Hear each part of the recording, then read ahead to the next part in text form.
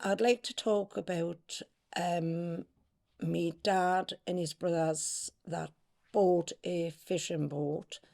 This boat was called the Majestic. She was a lifeboat during the evacuation at Dunkirk. Obviously, after the war, when she was probably ended up in Amble, um, practically underwater. Me dad and his two brothers, George and Billy Skinner, my dad was called John, actually went 3 weeks and bought this boat for £5. Um, they actually brought her back to Pottery Bank where they sort of built her up. Well, my dad done quite a bit of the work. Fitted out, put cabins on her and what have you.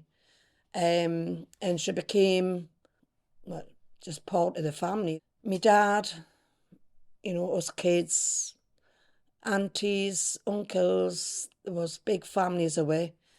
We used to go to a place called Wrighton along the River Tyne. The boat was absolutely heaving. Um, Although you only allowed 12 people apparently on the boat. So when we used to be going along the River Tyne, going to Wrighton, in them days you had the river police come up. So us kids would be spread all over the boat. We used to be like sitting on the seating area and what have you, but when the police come up, us kids would be thrown in the cabins, literally hiding in amongst all the fishing gear because she was used for a. My dad used to have a fishing crew, used to take out fishing. I remember them days were great, great memories. And then when we used to tie up at Wrighton, the men used to go up to the pub. The women used to look after us kids, and we used to play around us all day, or play on the boat and dive off the cabin into the river and play in the water practically all day. And then we used to go home at about 5 or 6 o'clock of an evening. But the Majestic was, she was, like I say, she was a 26-foot long lifeboat. Now our resting place is where she was brought back to the River Tyne, which she's along the Oseburn. Unfortunately, she's underwater. But the Majestic was always in my mind and my family's mind was something to be proud of because she was like part of our heritage. And when we knew a history of being a lifeboat and saving the soldiers in Dunkirk, I've always felt proud and privileged to know that, we were sitting on this boat, she saved all them soldiers from the beach. So these fishing, well, the lifeboats from Dunkirk, I mean, they came in all shapes and sizes.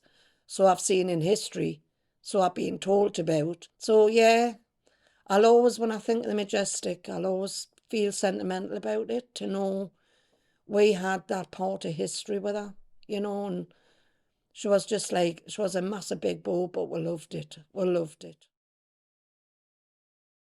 The second half of, well, the history of the Majestic being where she was, my dad again, like I say, him and his brother, my Uncle Geordie, my dad was called John Skinner, and my Uncle Geordie was George Skinner. They were actually working down on the Pottery Bank, right, I still call it the River Tyne, which was right next to what we called the tar yards. There was this day, my dad, my Uncle Geordie, were doing whatever it was to the Majestic. They were busy doing something anyway. There was two little boys apparently had been playing up Pottery Bank, which was quite a steep bank. Anyway, they were playing on a bike, they had a little bike each, which the brakes or nothing worked. It would have been one of these little two-wheeler bikes that the maybe's had probably from the 50s or whatever it was. And they were playing on their bikes, and anyway, they came down the bank at such a speed. And the next thing my dad and my Uncle Geordie heard, because they were busy in the bottom of the boat doing whatever, heard this almighty splash. And these squeals, and then just seeing these two little bodies flying over the top. My dad and my Uncle Geordie knew exactly, there was two bairns, and they decided to, these bairns would have died. And both my dad and my Uncle Geordie dived over off the Majestic, rescued these two children. They got them back up, put one on the Majestic while my dad had to go back down because he couldn't find the other one. He was further away. My Uncle Geordie got his little boy. They were only about 5 or 6. They weren't very old.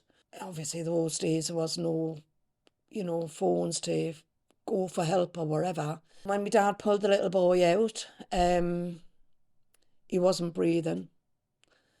They managed to. My dad was obviously done. Well, obviously CPR now. I mean, it was resuscitation. And he just wasn't breathing but he just couldn't get him back to life. But eventually, an ambulance did come, took the 4 of them up to hospital, but my dad was still resuscitating his little boy because he had there was that much water in his lungs. The 2 boys obviously lived. My dad was 33 at the time, so my Uncle Geordie had to be at least 31. So they're only young men. They got a ward, I don't know where, but the scroll they were giving my dad and Uncle Geordie for the rescue of these 2 little boys. And maybe it's a couple of years ago, the year before, I actually had the pleasure of meeting the little boy who was rescued by my dad. I was being saved at the ball, and this guy come up and he says, "You don't remember me, do you?" And I looked, no, how are you? He says, "You're a Skinner." I went, "Yeah, I'm a Skinner." "Called your father John Skinner?" I went, "Yeah." He says, "I want to shake you by the hand, because if it wasn't for your dad, I would be dead." He says, your dad was the one that saved me, kept us alive. I think it brought tears to my eyes. I felt so proud to actually, because I had heard the history of these 2 boys, but I never dreamt in 1,000 years I'd ever have the pleasure to meet. And it so happened to be the one my dad actually rescued and saved his life. They didn't think they were heroes or anything like that. If anything, they played it down. And it was just another story of, well, to me it was bravery. It was something that I always felt proud. Family in, like you say again, the Majestic. She saved lives. My dad saved 2 lives. Well, 1. And my uncle saved lives. And the Majestic just happened to still be on Pottery Bank at that time. My dad rescued Alan Watson, and my Uncle Geordie rescued Archie Hawkness.